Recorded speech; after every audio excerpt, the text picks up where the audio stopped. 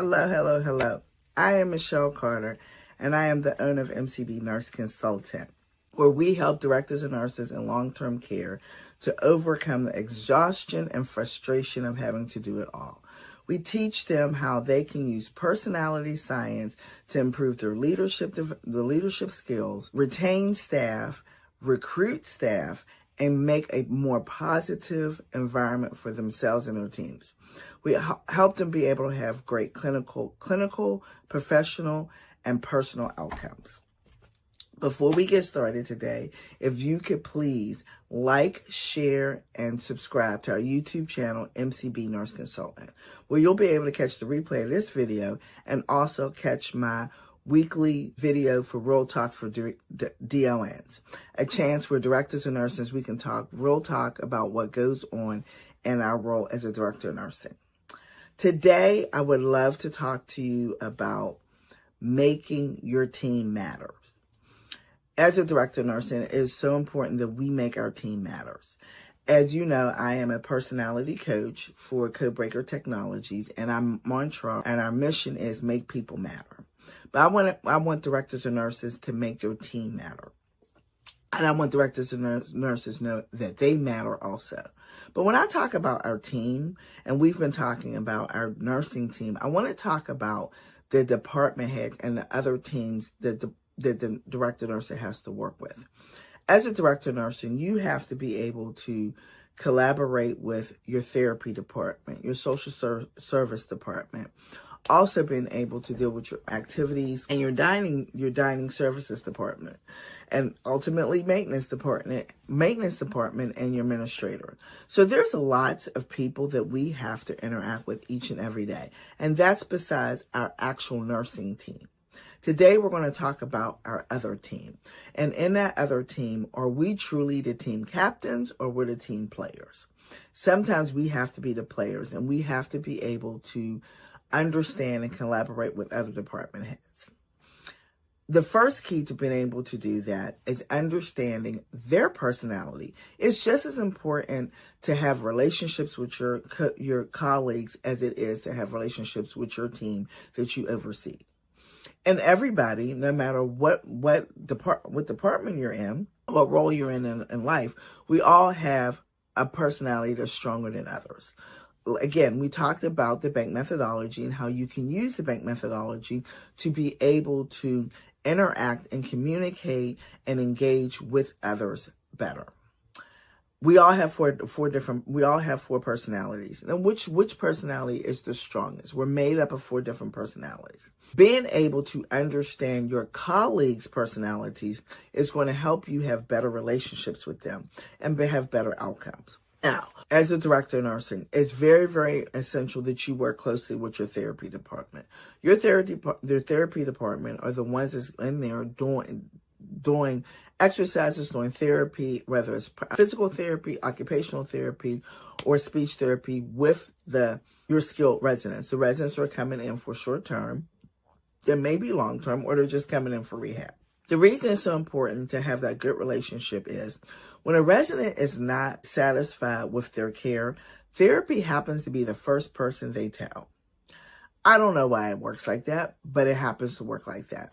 And therapy is one of the main goals while they're there. So if they're not getting their therapy, they're not going to be able to be successful to be able to go home or go to the next level of care, whatever their plan of care may be. In order to have that relationship with your therapist, when a problem arises or poor patient satisfaction arises, the two of you are able to connect and talk and how y'all can work together to make this resident feel as though they matter. Make this resident be able to step up to the next level, be able to get the care that they need and have better patient satisfaction. Well, if you and your therapy director are not seeing eye to eye, that can cause a lot of conflict within your department because your team members will see that, and it'll also cause conflict between each other. So let's give an example. I'm a knowledge, my first personality code is knowledge. I'm a knowledge, nurturing, blueprint, action person. I look at the bigger picture. I need to know all the details before I can make a rational or analytic decision. But then you may have a therapist. I may have a therapist who is who's a blueprint person, where they also need the details, but they need it in a process order, and they need to be able to continue. They can't let their processes stop. And sometimes their processes may be, they don't let you know about this situation to the end of the day. And now you're 8 hours behind the 8 ball trying to figure out what happened with the residents. You're on your way out the door. You get an email at 4:00. The resident was dissatisfied with this particular team member and XYZ. And now you have to go and investigate it, but you're on your way out the door and you're about to make it to your daughter. You want to make it to your daughter's baseball game. Has that happened to any of you? It has happened to me multiple times. But if I knew that this person was a blueprint, I would know that that they might do their processes, and at the end of the day, their processes to do their charting and to email everybody. But because I'm a knowledge person and I need to know all the details, maybe it'll be good for me to do some check-ins, with my rehab throughout the day. Hey, if you have any issues, just shoot me an email, come past my office. Let them know how you want to be communicated to, but also respect how they want to be communicated to. So that can alleviate those late emails right before you're trying to leave out the door at 4 or 5 o'clock. You also want to have a great relationship with your social service. Social service is another person that the residents will talk to before they talk to nursing. I cannot answer why this happens, but this is something that it happens. I don't know if the residents just feel but it's easier to talk to the therapist and social service because they don't have that connection, and their actual everyday care is not based on their activities. And some residents feel like that. But I want you to have that relationship and to have that connection with your social service also. Again, most social services, just like most nurses, are nurturing people. And that's fine. We want our social service to be a nurturing person. But we want to also remember how nurturing people communicate. And nurturing, as a nurse, I'm a nurture. My second code is nurturing. We want to know what's best for everybody. We're doing what's best for the whole community, what's best for the team effort. Well, the nurses the social services are just like us, and they're doing that. But you still want to have that communication, because what's different with us compared to social services is everything else that we're dealing with throughout the day. We may be dealing with helping our team to reduce hospitalizations, dealing with making sure that our programs are together. We have multiple falls today, and you want to follow up on that. Or you had an abuse allegation, and you want to follow up on that. Or anything or you got pulled onto the cart. Anything in those realms are things that we deal with every single day. And a social worker doesn't. So when they come to you and they let you know what is going on with this resident, they may want immediate action. And we want to give immediate action, but we might not be able to do it at this particular moment because we have to prioritize. But you want to be able to communicate to them and let them know that you are going to take care of that. Check in with them. Have that relationship. Hey, you want to have lunch? Are you okay today? Do you need me to help you with anything? Have those communication. Hey, you want to do walking rounds with me? How was your interview with resident A? Have that communication, because they want to feel that they're needed. And we do need them. We need all our colleagues to make our jobs work better for the residents. So those are two very, very important colleagues that you want to have connections with. Your second two is your RNAC and your administrator, and of course, dining services. Your RNAC, majority of time, the RNACs answer to the administrator. Now, I'm going to be honest. I have not always had great relationships with RNACs that I've worked with. I can honestly say in the community and facility I'm at now, the RNAC answers to me. I've been able to hire the RNAC. I worked with my RNAC for 6 years. She retired from that position, stayed on as a project nurse, and she was such a big help to me. And she helped me grow in that company, helped me grow in my role when I first started. But I've hired other RNACs or LNACs. So sometimes the RNAC may not look at your position if they have never worked as a DON or a DON, or even sometimes they've never even worked as supervisors, that they may not understand where you're coming from in your position. Most RNACs, they are blueprint nurturing type of people, and they're very task oriented, and you have to be, because you're dealing with the MDSs, and you have to be very detailed. We know that, and collecting information. But you want to have that connection because you want that RNAC to come to you if there's something that they find that they are not letting you know about that you can fix. So you, again, want to have that relationship with them. But you have to do in a very systematic way and a nurturing way, because they are systematic, process-driven type of individuals. I have had experiences with RNACs where there was something simple, and these were years ago when we still had paper orders where the doctors had to sign off every 30 days, every 90 days. And they're on the actual orders when the pharmacy sent them over, they might not have put the actual diagnosis for a Foley catheter.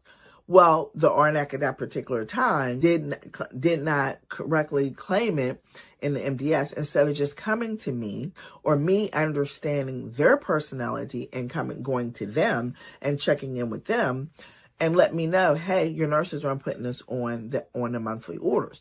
There was an original order, but somehow wasn't getting carried over, so they wouldn't claim it. And we were getting not tagged, but we weren't having a diagnosis for the Foley catheters on the MDSs, which could have been a simple conversation. But because I had not grown, and I was not educated on how to use personality science and how to use the bank methodology at that point in my career, I probably could have saved myself a lot of time and agony, and also been more supportive to my RNACs. So you want to be able to have that relationship, because those little things can happen, and they will just go and if they don't feel comfortable coming and talking to you, or you don't open that door to make them feel comfortable, and by understanding their personality, they will just go and they'll put what's on the MDSs, and then now we'll have to do the cleanup when the surveyors come in. My last person, I really wanted to talk about dining services, but I don't know if we're going to have enough time, because I want to value your time on this video, so I don't take up too much of your time. But before we close out, I want you to understand your relationship with your administrator. Now, administrators, their personalities is kind of hard to deal, because it depends on where that administrator's at. I've dealt with administrators that are blueprint nurturing. I've dealt with administrators that were blueprint knowledge. I've dealt with administrators that were action and nurturing.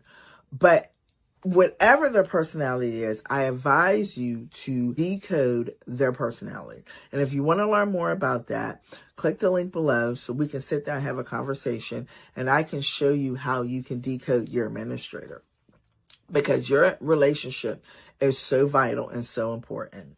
I'm going to do another video more in detail about the relationship between the DON and the administrator. But I just want to give you some brief things right now, because I have had a history of great histories with administrators and some not so great histories with administrators. But for now, I just want you to remember, understanding their personality is essential for your job to be effective, because you two work so closely together, and you have to be able to talk in their personality language as much as they talk on yours. And once you learn how to use the bank methodology, the onus is on us to be able to cultivate our ways to be able to get more positive outcome from our team members by talking to them in their language. I hope these little tidbits help you. I want you to remember your team matters, not just your nursing team, but your colleague team also, because without them, they are just as important as your nursing team to do what we need to do for our residents. Again, I'm Michelle Carter, and I'm the owner of MCB Nurse Consultant, where I'm the #1 DON coach that helps directors and nurses in long-term care to be able to grow in their role and be more successful by using personality science, and their leadership skills. Before you leave, could you please, if you have time, please like, share, and subscribe to our YouTube channel where you can catch more videos like this and plus catch our Real Talk video for directors and nurses. At the bottom of this video, I'm going to put a link where you can go to our website and you can sign up and you can reach out to me and contact me that we can sit down and have a conversation about how you can use the bank methodology. Also, if you want to be able to crack your code and take your personality test, I'll put a link at the bottom of this video also. Have a great day, and remember, your team matters.